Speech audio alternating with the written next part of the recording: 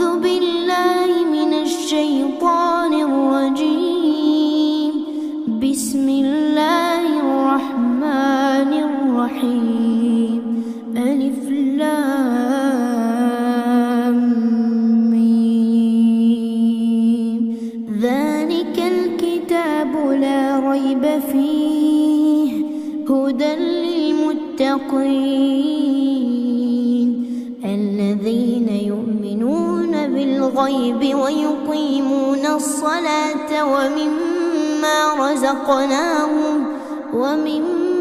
رزقناهم ينفقون والذين يؤمنون بما أنزل إليك وما أنزل من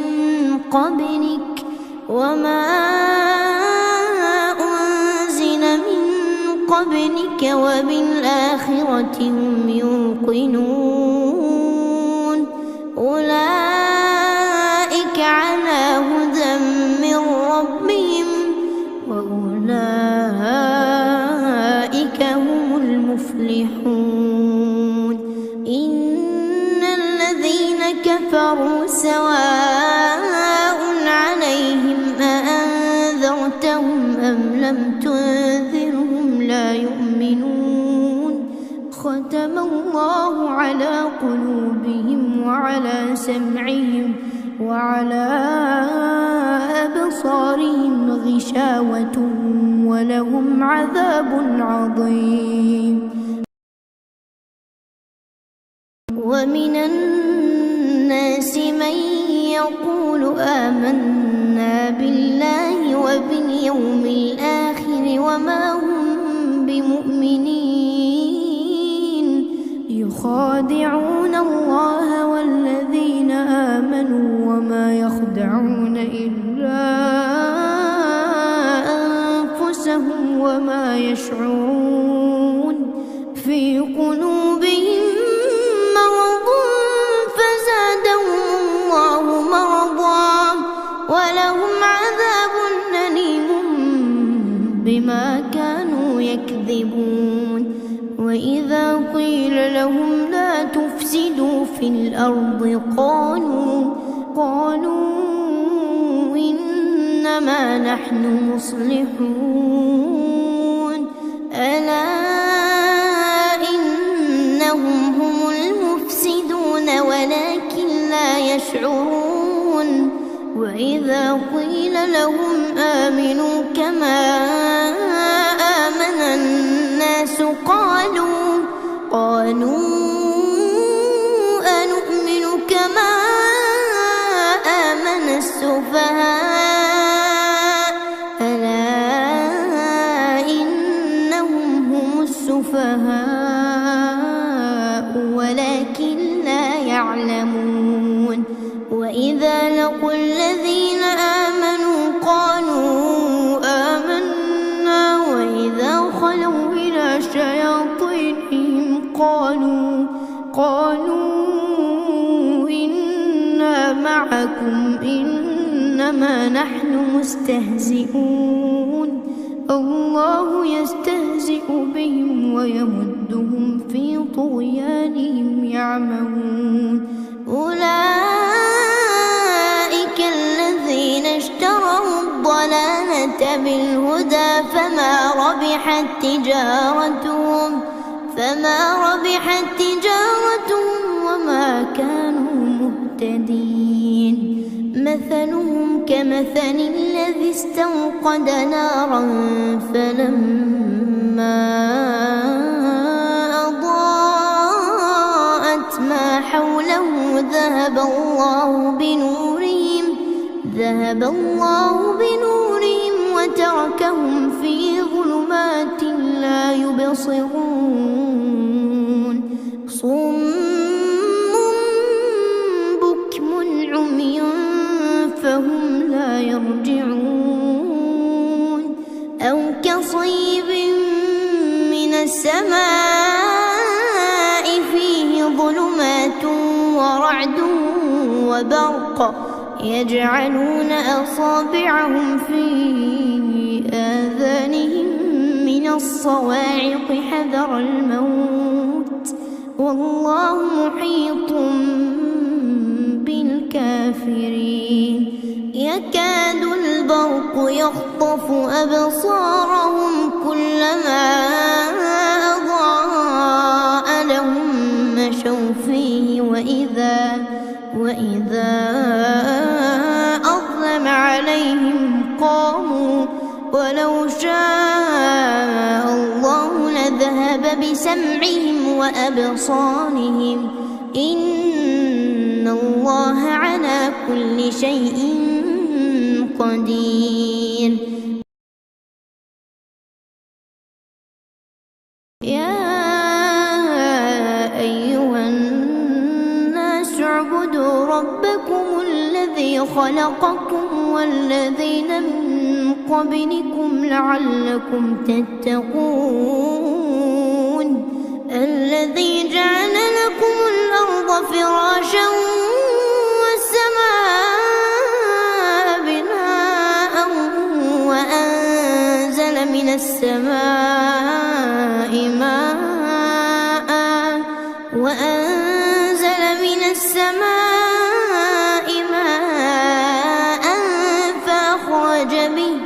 فأخرج به من الثمرات رزقا لكم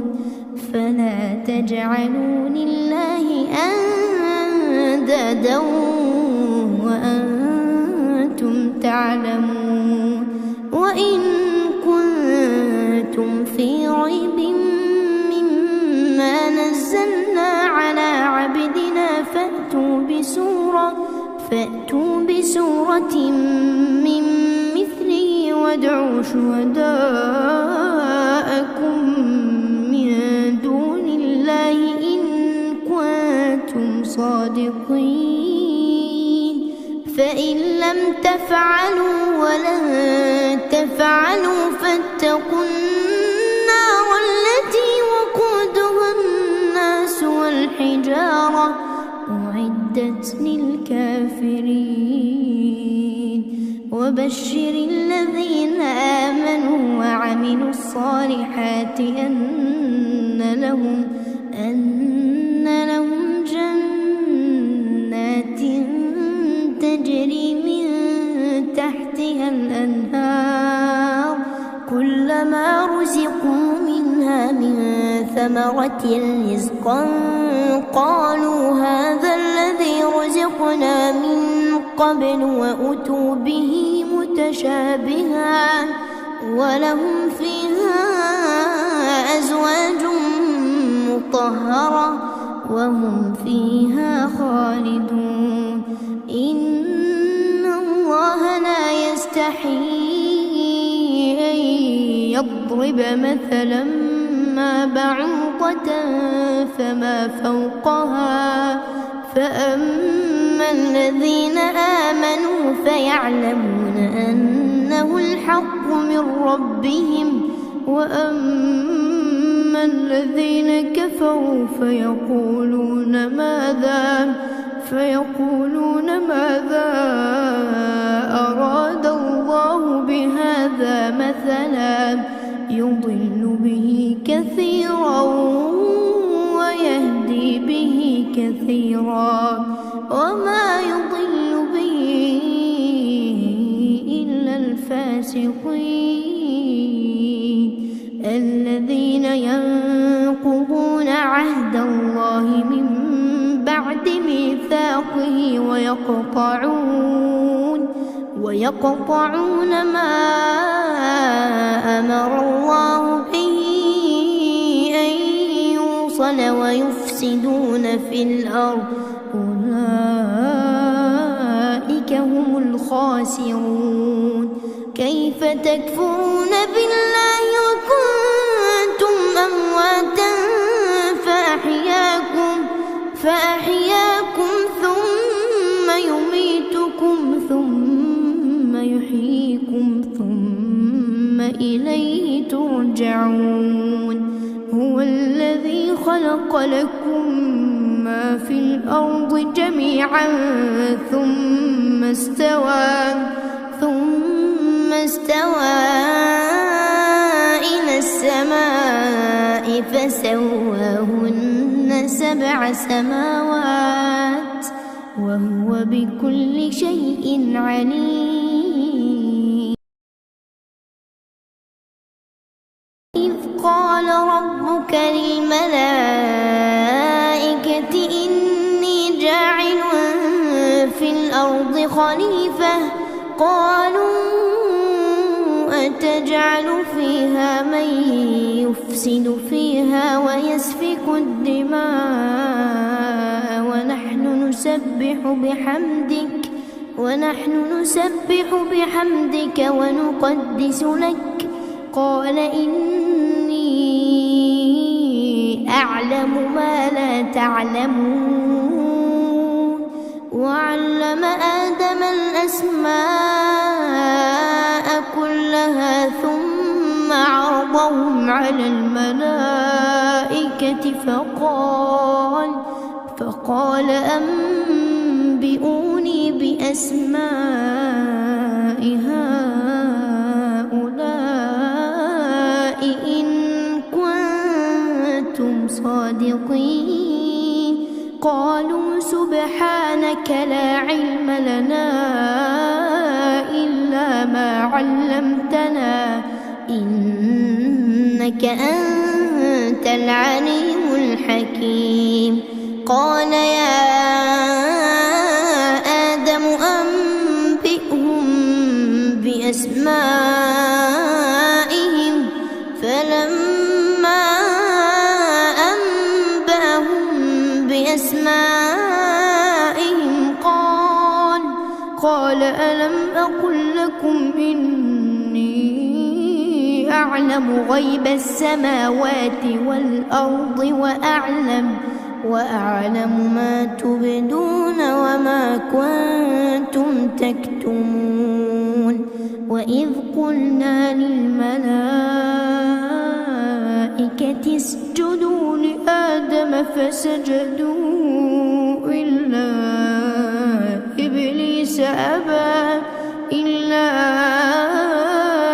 إبليس أبى واستكبر وكان من الكافرين.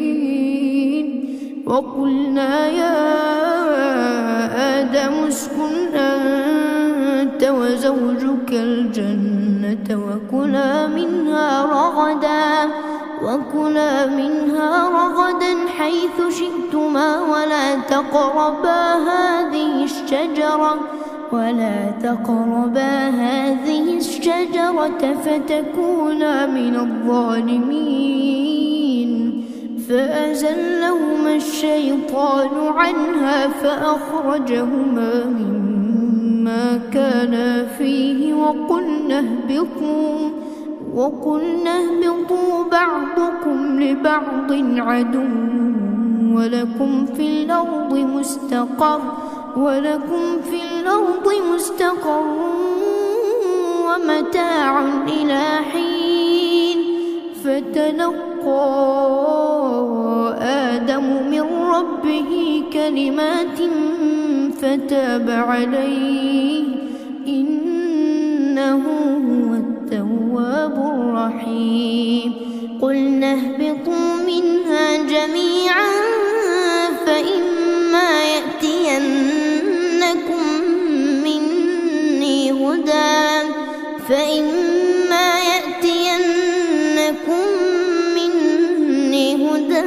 فمن تبع هداي فلا خوف عليهم ولا هم يحزنون. والذين كفروا وكذبوا بآياتنا أولئك أصحاب النار هم فيها خالدون. يا بني إسرائيل اذكروا نعمتي التي أنعمت عليكم وأوفوا بعهدي أوف بعهدكم وإياي فارهبون. وآمنوا بما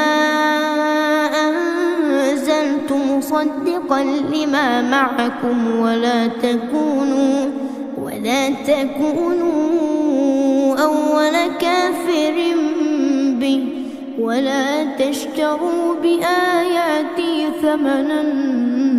قليلا وإياي فاتقون ولا تلبسوا الحق بالباطل وتكتموا الحق وأنتم تعلمون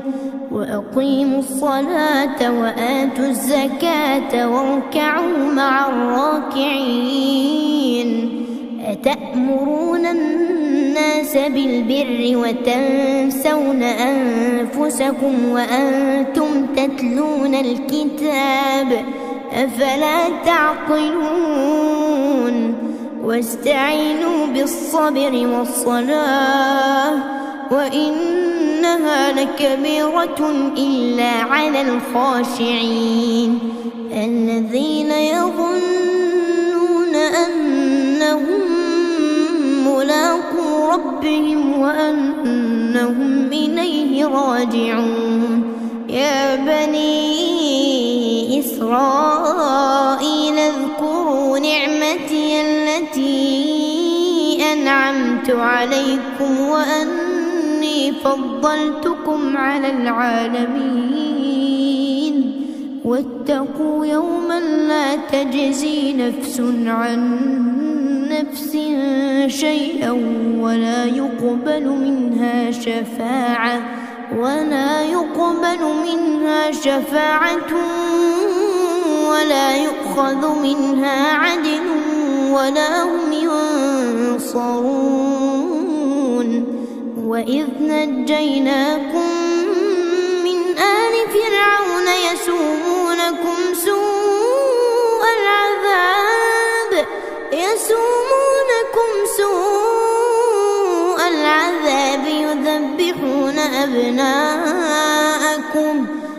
يذبحون أبناءكم ويستحيون نساءكم وفي ذلكم بلاء من ربكم عظيم وإذ فرقنا بكم البحر فأنجيناكم وأغرقنا آل فرعون وأنتم تنظرون وإذ واعدنا موسى 40 ليلة ثم اتخذتم العجل من بعده وأنتم ظالمون ثم عفونا عنكم من بعد ذلك لعلكم تشكرون وإذ آتينا موسى الكتاب والفرقان لعلكم تهتدون وإذ قال موسى لقومه يا قوم إنكم ظلمتم أنفسكم باتخاذكم العجل فتوبوا إلى بارئكم فاقتلوا أنفسكم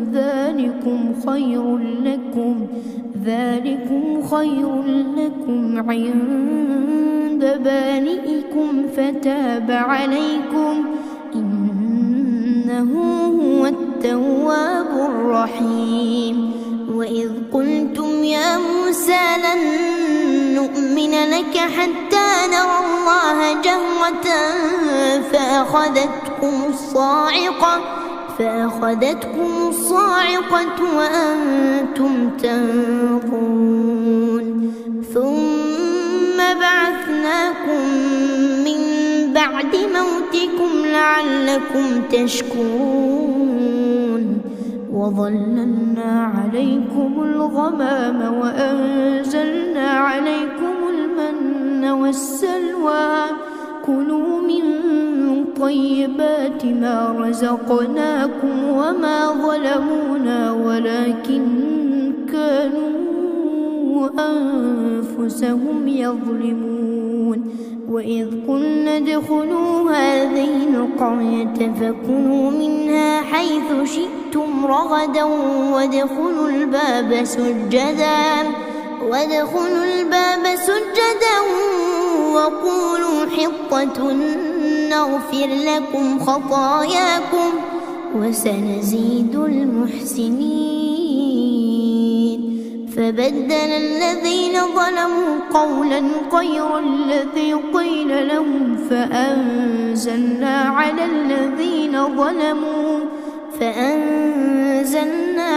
الذين ظلموا رجزا من السماء بما كانوا يفسقون.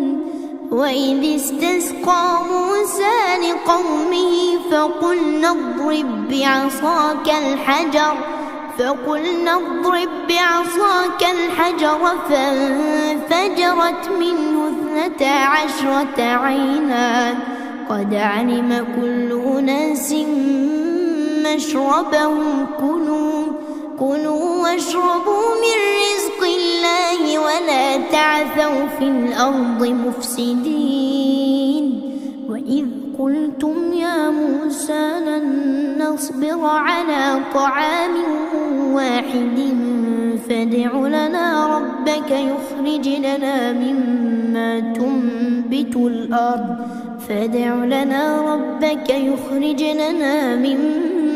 تنبت الأرض من بقلها وقثائها وفومها وعدسها وبصلها قال أتستبدلون الذي هو أدنى بالذي هو خير اهبطوا مصرا فإن لكم ما سألتم وضربت عليهم الذلة والمسكنة وباءوا بغضب من الله ذلك بأنهم كانوا يكفرون بآيات الله ويقتلون النبيين بغير الحق ذلك بما عصوا وكانوا يعتدون. إن الذين آمنوا والذين هادوا والنصارى والصابئين من آمن بالله واليوم الآخر وعمل صالحا فلهم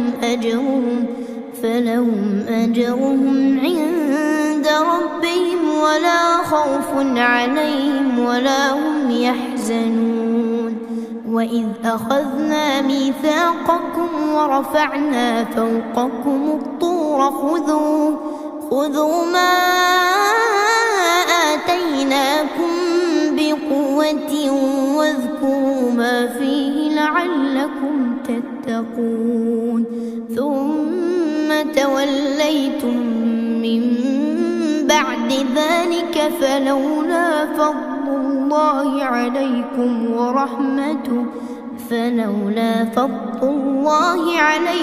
ورحمته لكنتم من الخاسرين.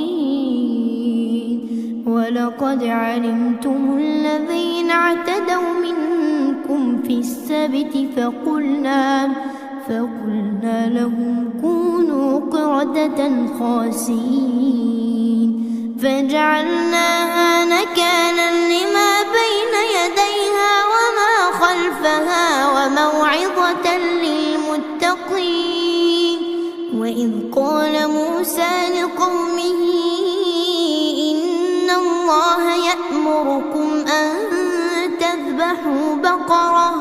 قالوا أتتخذنا هزوا قال أعوذ بالله أن أكون من الجاهلين.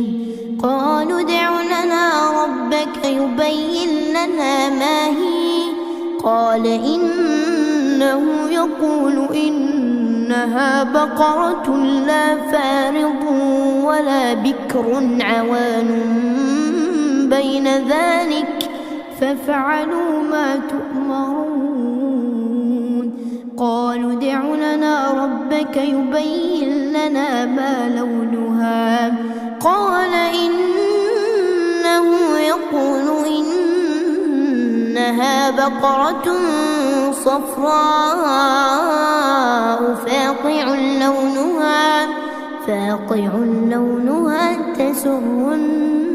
الناظرين قالوا ادع لنا ربك يبين لنا ما هي إن البقرة شابه علينا وإنا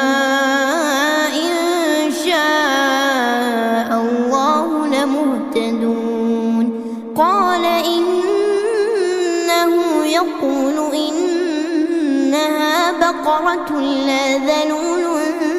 تثير الأرض ولا تسقي الحرث مسلمة لا شية فيها قالوا الآن جئت بالحق فذبحوها وما كادوا يفعلون وإذ قتلتم نفسا فادارأتم فيها والله مخرج ما كنتم تكتمون فقلنا اضربوه ببعضها كذلك يحيي الله الموتى ويريكم آياته لعلكم تعقلون ثم قست قلوبكم من بعد ذلك فهي كالحجارة أو أشد قسوة وإن من الحجارة لما يتفجر منه الأنهار وإن منها لما يشقق فيخرج منه الماء وإن منها لما يهبط من خشية الله وما الله بغافل عما تعملون أفتطمعون أن يؤمنوا لكم وقد كان فريق منهم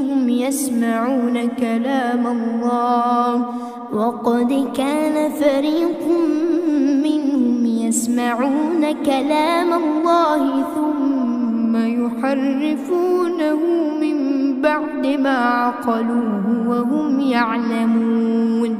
وإذا لقوا الذين آمنوا قالوا آمنا وإذا خلا بعضهم إلى بعض قالوا أتحدثونهم بما فتح الله عليكم ليحاجوكم به عند ربكم أفلا تعقلون أولا يعلمون أن الله يعلم ما يسرون وما يعلنون ومنهم أميون لا يعلمون الكتاب إلا أماني وإن هم إلا يظنون فويل للذين يكتبون الكتاب بأيديهم ثم يقولون هذا من عند الله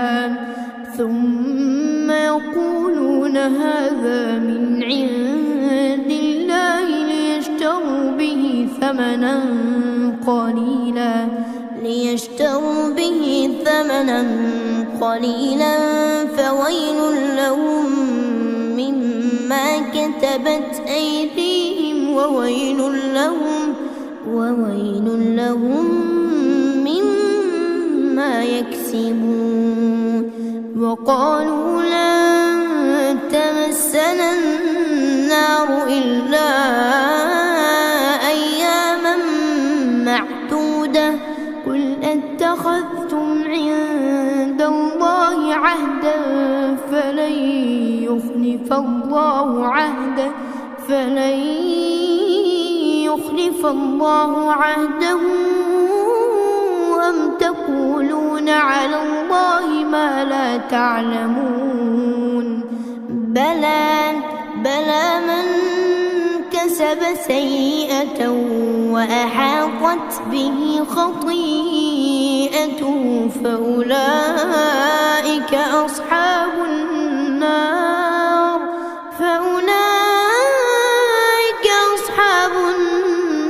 هم فيها خالدون والذين آمنوا وعملوا الصالحات أولئك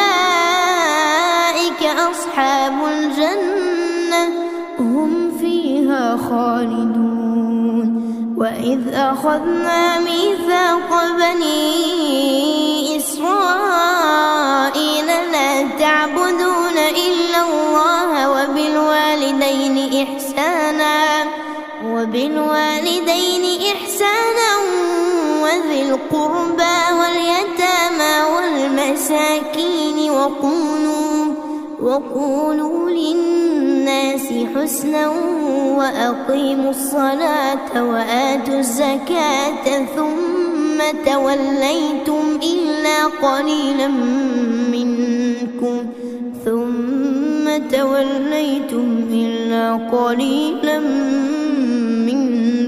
وأنتم معرضون وإذ أخذنا ميثاقكم لا تسفكون دماءكم ولا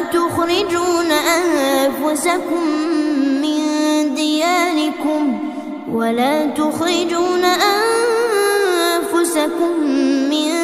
دياركم ثم أقررتم وأنتم تشهدون ثم أنتم هؤلاء تقتلون أنفسكم وتخرجون فريقا منكم من ديارهم تظاهرون عليهم بالإثم والعدوان وإن يأتوكم أسارى تفادوهم وهو محرم عليكم إخراجهم أفتؤمنون ببعض الكتاب وتكفرون ببعض فما جزاء من يفعل ذلك منكم إلا خزي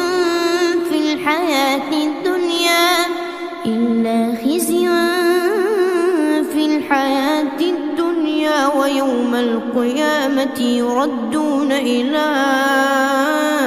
أشد العذاب وما الله بغافل عما تعملون أولئك الذين اشتروا الحياة الدنيا بالآخرة فلا يخفف عنهم العذاب ولا هم ينصرون ولقد آتينا موسى الكتاب وقفينا من بعده بالرسل وآتينا عيسى ابن مريم البينات وأيدناه بروح القدس أفكلما جاءكم رسول بما لا تهوى أنفسكم استكبرتم ففريقا كذبتم وفريقا تقتلون وقالوا قلوبنا غلف بل لعنهم الله بكفرهم فقليلا ما يؤمنون ولما جاءهم كتاب من عند الله مصدق لما معهم وكانوا من قبل يستفتحون على الذين كفروا فلما جاءهم ما عرفوا كفروا به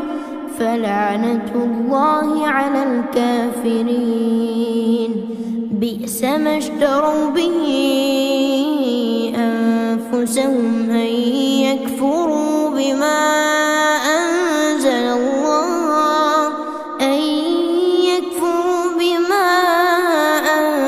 الله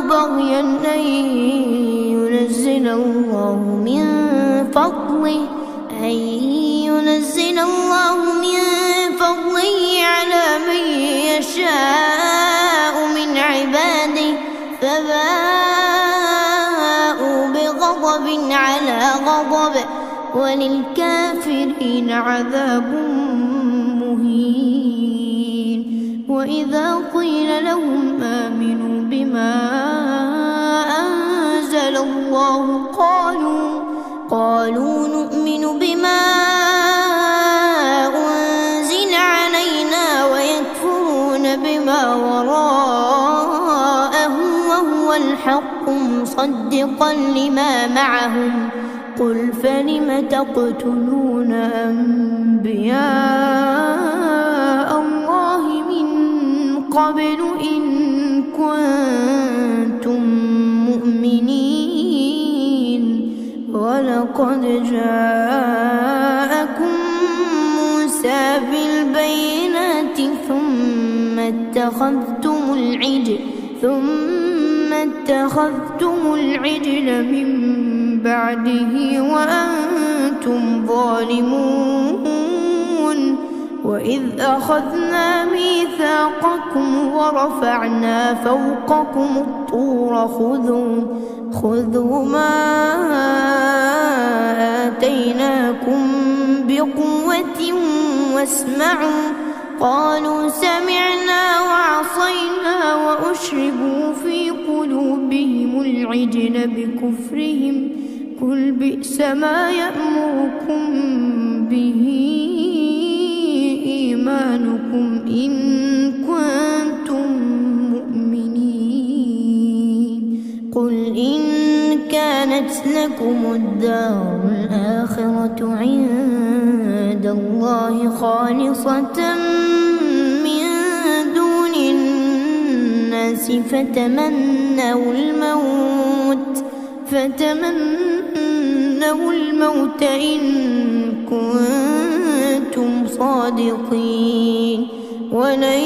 يتمنوا أبدا بما قدمت أيديهم والله عليم بالظالمين. ولتجدنهم أحرص الناس على حياة ومن الذين أشركوا يود أحدهم لو يعمر 1000 سنة وما هو بمزحزحه من العذاب أن يعمر والله بصير بما يعملون. قل من كان عدوا لجبريل فإنه نزله على قلبك بإذن الله مصدقا لما بين يديه وهدى وبشرى للمؤمنين. من كان عدوا لله وملائكته ورسله وجبريل وميكال فإن الله عدو للكافرين. ولقد أنزلنا إليك آيات بينات وما يكفر بها إلا الفاسقون. أوكلما عاهدوا عهدا نبذه فريق منهم بل أكثرهم لا يؤمنون. ولما جاءهم رسول من عند الله مصدق لما معهم نبذ فريق من الذين أوتوا الكتاب كتاب الله وراء ظهورهم كأنهم لا يعلمون. واتبعوا ما تتلو الشياطين على ملك سليمان وما كفر سليمان ولكن الشياطين كفروا يعلمون الناس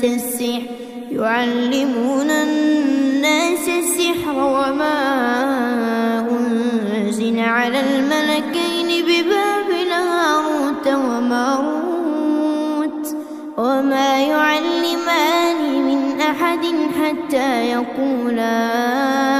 إنما نحن فتنة فلا تكفر فيتعلمون منهما ما يفرقون به بين المرء وزوجه وما هم بضارين به من أحد إلا بإذن الله ويتعلمون ما يضرهم ولا ينفعهم ولقد علموا لمن اشتراه ما له في الآخرة من خلاق ولبئس ما شروا به أنفسهم لو كانوا يعلمون ولو أنهم آمنوا واتقوا لمثوبة من عند الله خير لو كانوا يعلمون يا أيها الذين آمنوا لا تقولوا راعنا وقولوا انظرنا واسمعوا وللكافرين عذاب أليم ما يود الذين كفروا من أهل الكتاب ولا المشركين أن ينزل عليكم من خير من ربكم والله يختص برحمته من يشاء والله ذو الفضل العظيم ما ننسخ من آية أو ننسها نأتي بخير منها أو مثلها ألم تعلم أن الله على كل شيء قدير ألم تعلم أن الله له ملك السماوات والأرض وما لكم من دون الله من ولي ولا نصير أم تريدون أن تسألوا رسولكم كما سئل موسى من قبل ومن يتبدل الكفر بالإيمان فقد ضل سواء السبيل ود كثير من أهل الكتاب لو يردونكم من بعد إيمانكم كفارا حسدا من عند أنفسهم من بعد ما تبين لهم الحق فاعفوا واصفحوا حتى يأتي الله بأمره إن الله على كل شيء قدير وأقيموا الصلاة وآتوا الزكاة وما تقدموا لأنفسكم من خير تجدوه عند الله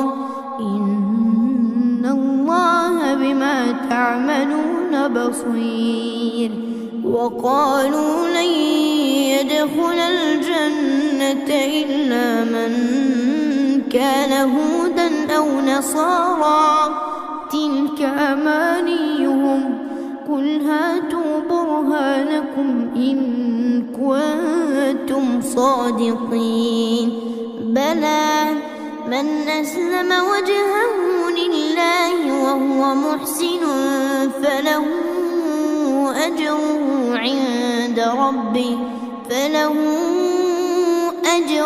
عند ربه ولا خوف عليهم ولا هم يحزنون وقالت اليهود ليست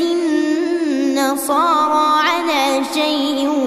وقالت النصارى ليست اليهود على شيء وقالت النصارى ليست اليهود على شيء وهم يتلون الكتاب كذلك قال الذين لا يعلمون مثل قولهم فالله يحكم بينهم يوم القيامة فيما كانوا فيه يختلفون ومن أظلم ممن منع مساجد الله أن يذكر فيها اسمه وسعى في خرابها أولئك ما كان لهم أن يدخلوها إلا خائفين لهم في الدنيا خزي ولهم في الآخرة عذاب عظيم ولله المشرق والمغرب فأينما تولوا فثم وجه الله إن الله واسع عليم وقالوا اتخذ الله ولدا سبحانه بل له ما في السماوات والأرض كل له قانتون بديع السماوات والأرض وإذا قضى أمرا فإنما يقول له كن فيكون وقال الذين لا يعلمون لولا يكلمنا الله أو تأتينا آية كذلك قال الذين من قبلهم مثل قولهم تشابهت قلوبهم قد بينا الآيات لقوم يوقنون إنا أرسلناك بالحق بشيرا ونذيرا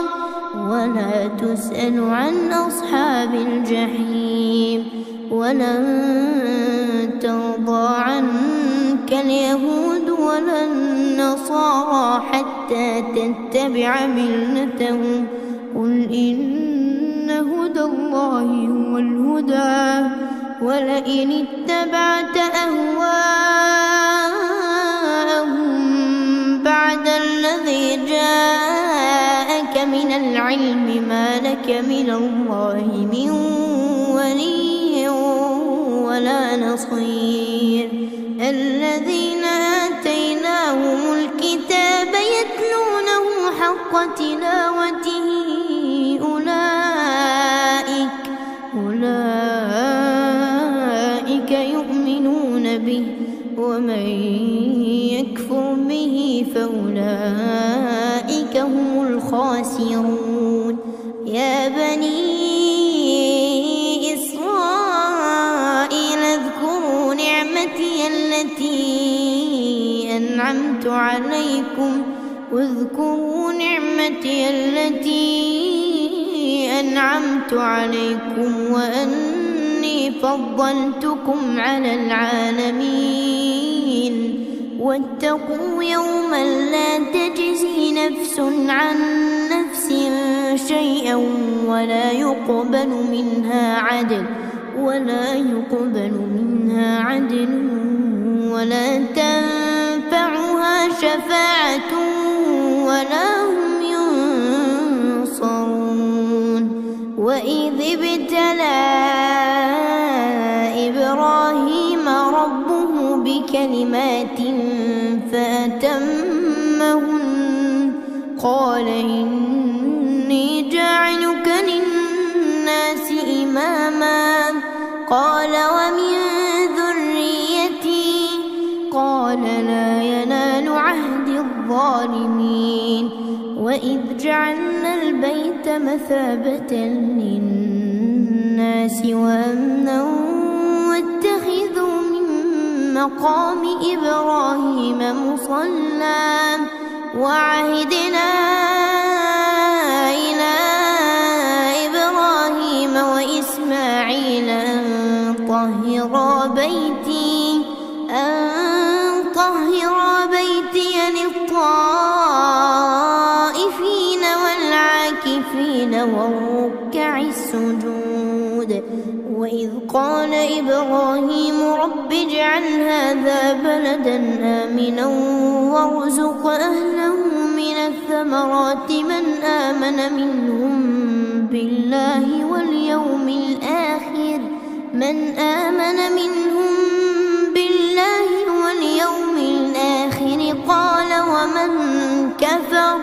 قال ومن كفر فأمتعه قليلا ثم أضطره إلى عذاب النار وبئس المصير. وإذ يرفع إبراهيم القواعد من البيت وإسماعيل ربنا تقبل منا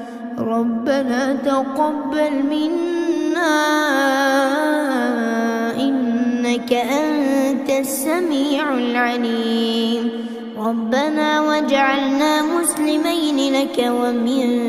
ذريتنا أمة مسلمة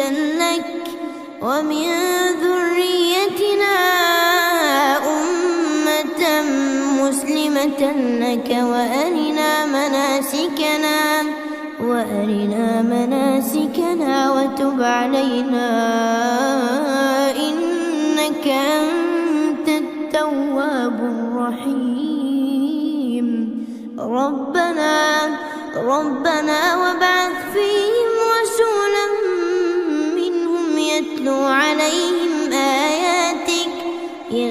عليهم آياتك ويعلمهم الكتاب والحكمة ويزكيهم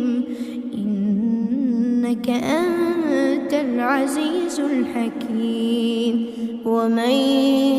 يرغب عن ملة إبراهيم إلا من سفه نفسه ولقد اصطفيناه في الدنيا وإنه في الآخرة لمن الصالحين. إذ قال له ربه أسلم قال أسلمت لرب العالمين. ووصى بها إبراهيم بنيه ويعقوب يا بني إن الله اصطفى لكم الدين فلا تموتن إلا وأنتم مسلمون. أم كنتم شهداء إذ حضر يعقوب الموت إذ قال لبنيه ما تعبدون من بعدي قالوا نعبد إلهك وإله آبائك إبراهيم وإسماعيل وإسحاق إلها واحدا ونحن له مسلمون. تلك أمة قد خلت لها ما كسبت ولكم ما كسبتم ولا تسألون عما كانوا يعملون. وقالوا كونوا هودا أو نصارى تهتدوا قل بل ملة إبراهيم حنيفا وما كان من المشركين. قولوا آمنا بالله وما أنزل إلينا وما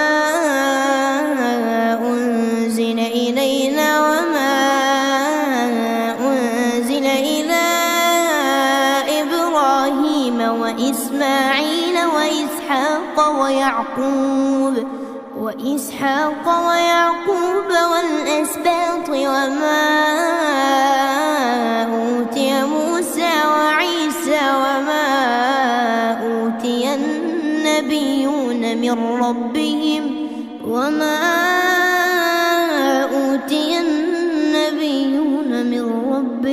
لا نفرق بين أحد منهم ونحن له مسلمون فإن آمنوا بمثل ما آمنتم به فقد اهتدوا وإن تولوا فإنما هم في شقاق فسيكفيكهم الله وهو السميع العليم صبغة الله ومن أحسن من الله صبغة ونحن له عابدون قل أتحاجوننا في الله وهو ربنا وربكم ولنا أعمالنا ولكم